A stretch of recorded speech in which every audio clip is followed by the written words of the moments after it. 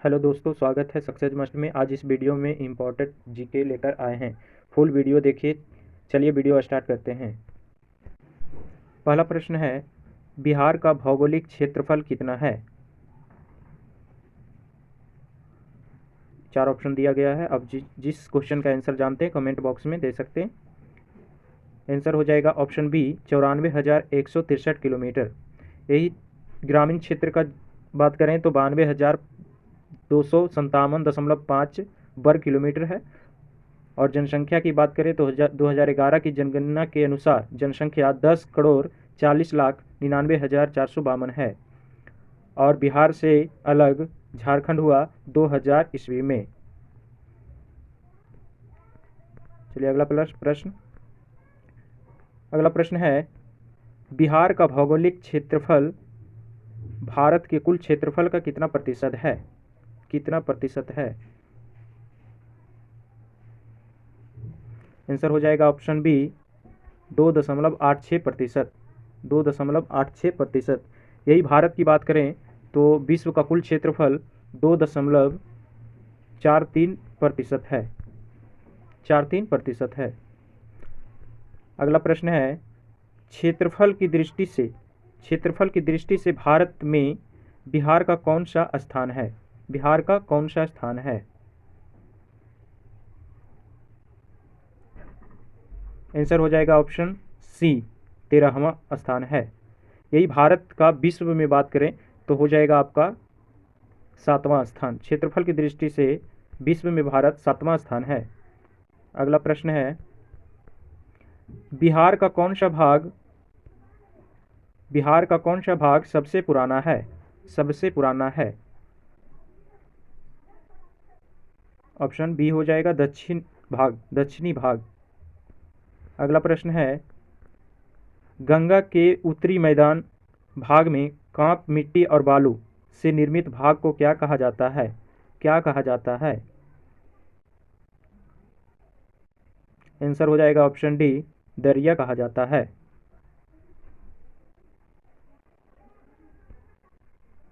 अगला प्रश्न है, बिहार की सर्वाधिक ऊंची चोटी कौन सी है? बिहार की सबसे सर्वाधिक चोटी कौन सी है?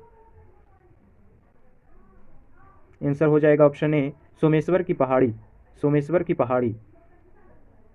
भारत की बात करें तो भारत की सबसे ऊंची चोटी कंचनजंगा है, जिसकी ऊंचाई 8586 मीटर है।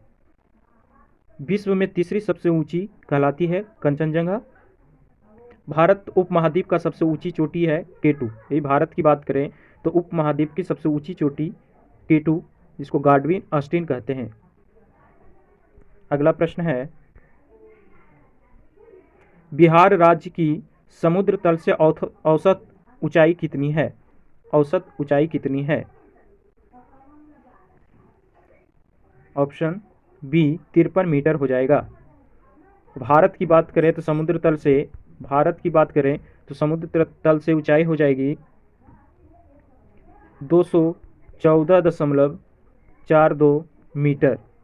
यही फीट में बात करें तो 703.5 फीट हो जाएगा।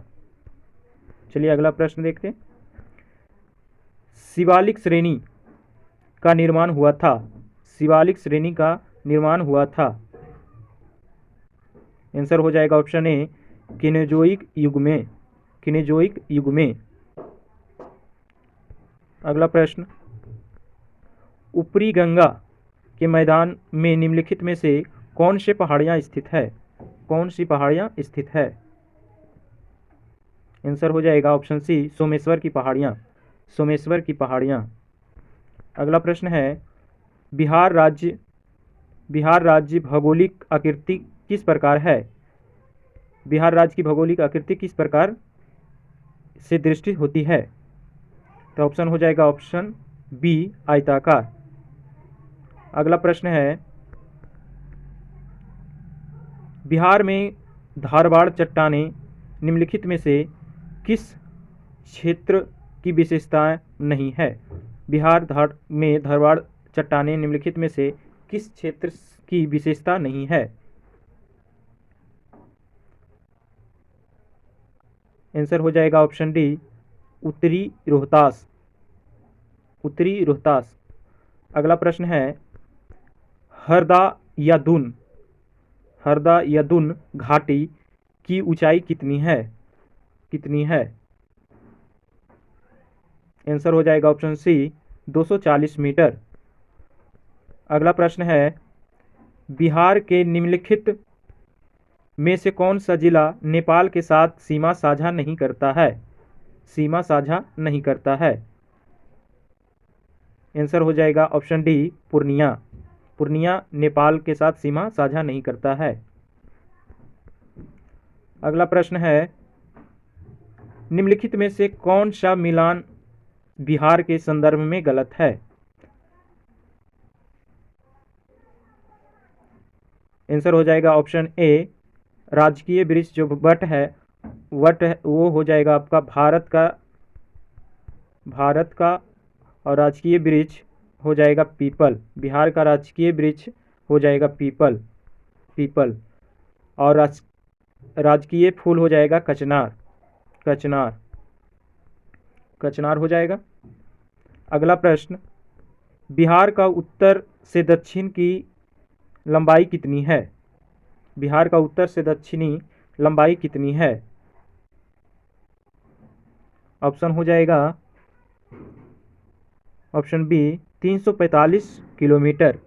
345 किलोमीटर। यही भारत की बात करें तो उत्तर से दक्षिण हो जाएगा 3,214 किलोमीटर। यही पूरब से पश्चिम की बात करें, पूरब से पश्चिम की बात करें भारत की, तो हो जाएगा 2,933 किलोमीटर, 33 किलोमीटर। अगला प्रश्न है, बिहार का पूरब से पश्चिम की लंबाई कितनी है? कितनी है? ऑप्शन हो जाएगा ऑप्शन डी, 483 किलोमीटर। अगला प्रश्न है, बिहार का नेपाल से कितने जिलों का सीमा लगती है? कितने जिलों का सीमा बिहार से लगती है? नेपाल से कितने जिलों की सीमा लगती है? ऑप्शन हो जाएगा सी, 7 जिलों से। चलिए 7 जिले कौन कौन है? तो पहला है नेपाल, नेपाल से सीमा से लगे बिहार का जिला पूर्वी चंपारण हो जाएगा, पश्चिमी चंपारण हो जाएगा, सीतामढ़ी, मधुबनी, सुपौल, अररिया एवं किशनगंज, ये सभी जिले नेपाल की सीमा से लगते हैं। अगला प्रश्न है, बिहार का कौन सा जिला पश्चिम बंगाल की सीमा से नहीं स्पर्श करती है? नहीं स्पर्श करती है। आंसर हो जाएगा ऑप्शन डी, पश्चिमी चंपारण, पश्चिमी चंपारण। अगला प्रश्न है, क्षेत्रफल की दृष्टि से बिहार का सबसे बड़ा जिला कौन है?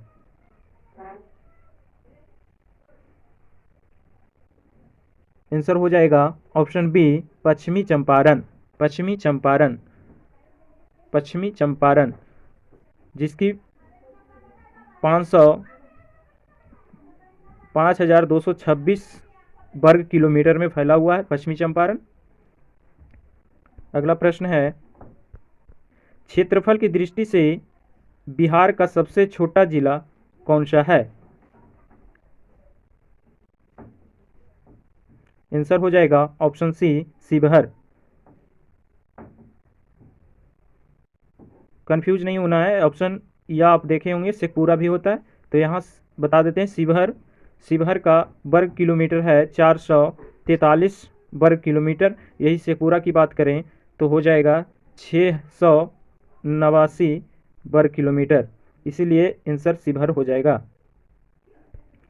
अगला प्रश्न है, बिहार का सबसे उत्तरी जिला कौन सा है? बिहार का सबसे उत्तरी जिला कौन सा है? ऑप्शन ए, पश्चिमी चंपारण, पश्चिमी चंपारण। कौन कौन है? तो बिहार का सबसे उत्तरी जिला कौन कौन है? तो पश्चिमी चंपारण हो जाएगा, दक्षिणी जिला गया हो जाएगा, सबसे पश्चिमी जिला कैमूर तथा सबसे पूर्वी जिला किशनगंज हो जाएगा। अगला प्रश्न है, बिहार का सबसे गर्म जिला कौन सा है? बिहार का सबसे गर्म जिला कौन सा है? आंसर हो जाएगा ऑप्शन ए गया। ऑप्शन ए गया।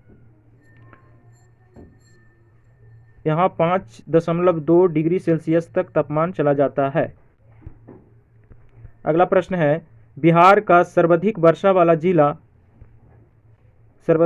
वाला जिला निम्नलिखित में से कौन सा है? आंसर हो जाएगा किशनगंज। अगला प्रश्न है, बिहार में न्यूनतम वर्षा वाला जिला निम्नलिखित में से कौन सा है? आंसर हो जाएगा ऑप्शन बी औरंगाबाद। यही भारत की बात करें कि सबसे कम वर्षा वाला स्थान कौन सा है, तो आंसर हो जाएगा लेह लद्दाख, जो सबसे कम वर्षा वाला स्थान है। अगला प्रश्न है, बिहार की राजधानी पटना से लगे जिलों की संख्या कितनी है? बिहार की राजधानी पटना से लगे जिलों की संख्या कितनी है? आंसर हो जाएगा ऑप्शन ए 9। चलिए देखते हैं कौन कौन है। बिहार की राजधानी पटना से लगी जिलों की संख्या 9 है।